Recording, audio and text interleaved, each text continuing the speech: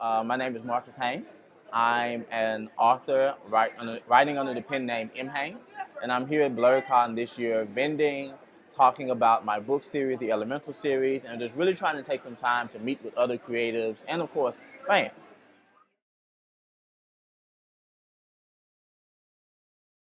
I've always loved reading and words for pretty much as long as I can remember. And growing up, I was probably the quintessential nerd. Like I read comic books, I watched superhero shows and movies, I played video games, I read books like Animorphs and Harry Potter. Like that was my life. So I really got engrossed in that world. And once I realized that, hey, you can actually create in this world, I started writing.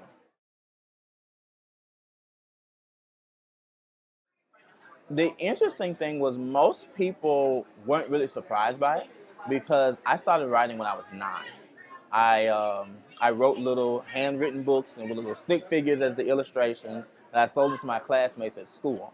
So when I decided to pursue it again as at an older age and really go full force into it, most people weren't surprised because they knew that was something I had been doing for even then about 10 years by that point in time. So it was really sort of like, okay, all right, let's go.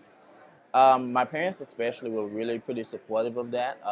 My dad, when I was younger, used to teach me words a day, so that really kind of helped to expand my vocabulary. My mom used to let me sit in the kitchen with her and write down recipes just to give me something to write. So my parents weren't surprised, and they've been really supportive, and so are my friends. And really, really looking forward to what I write and create.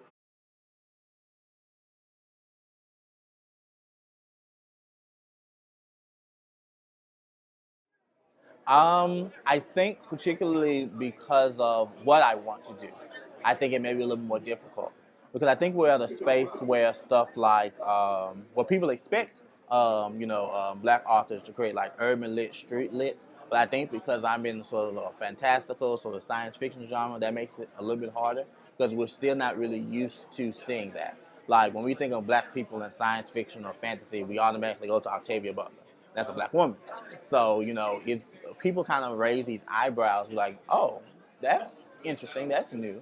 And then on top of that, the fact that I write actual long form fiction and not so much a comic book.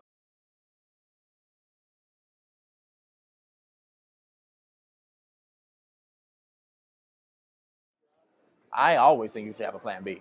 Always. And then my friends can tell you I have contingencies and plans on plans. So yes, I definitely think you should have a plan B, especially because I am a self-published author, and because I do pretty much everything myself and a small team. I definitely think that you need something stable to help you to pay the bills, like because you have to eat. I teach. That's my job. I teach English, so it also kind of helps to inform some of the writings that I do.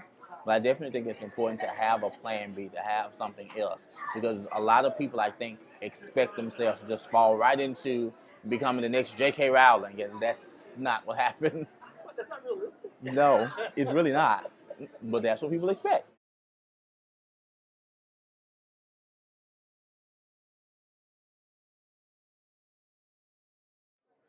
You have to ask yourself first what type of story you want to tell. I know most people that want to go, oh, my story is going to be so much different. It's going to be this grand thing that no one's ever heard of. 9 times out of 10, that won't happen. So you have to ask yourself, what are you doing that is unique? You might not have a completely unique story. It may be inspired by things you may have engaged with earlier. I know my books are inspired by the stuff that I grew up reading and watching. But you have to ask yourself what makes it unique. Like if you were standing right beside the people who influence you, what's going to make you stand out? What's going to make your work something that people want to come and see what you have put out?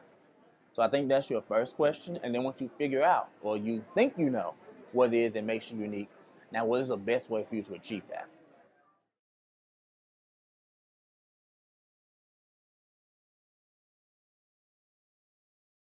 Now we have this sort of race for diversity where everyone wants to be the most diverse, have all these different faces. But a lot of times they forget to make these people, to make these diverse characters they have into full, well-rounded people.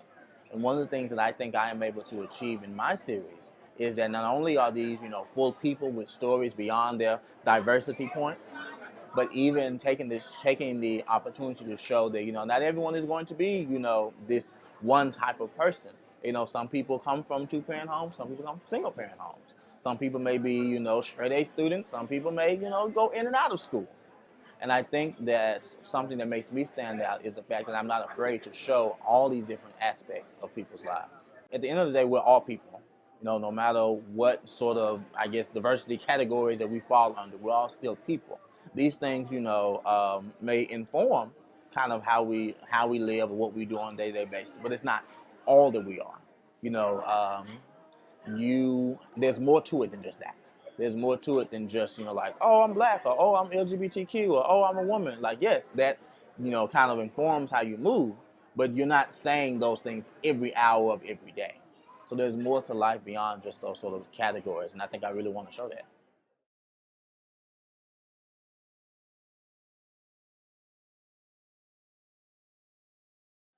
Um, Recently, yes, because I'm doing a million and one things.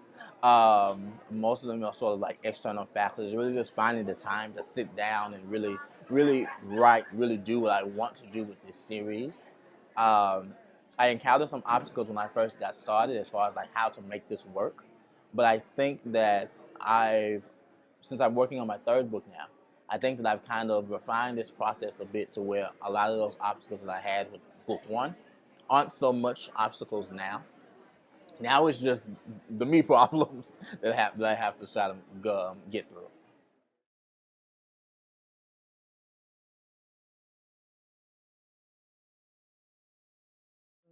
I would say don't be discouraged, because just like how I had people who were supportive, your support might not come from your parents, but you will have support. So, don't be discouraged if things don't go automatically the way that you think they are. It's not an easy road. If it was easy, everyone would be riding.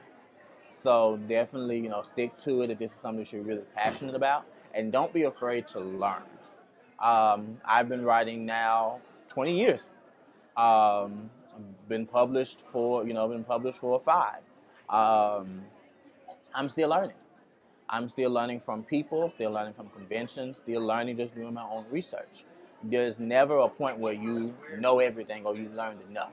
So always be learning, always take the time to pay attention to other people, and don't be afraid to ask for help, because that also helps you to learn.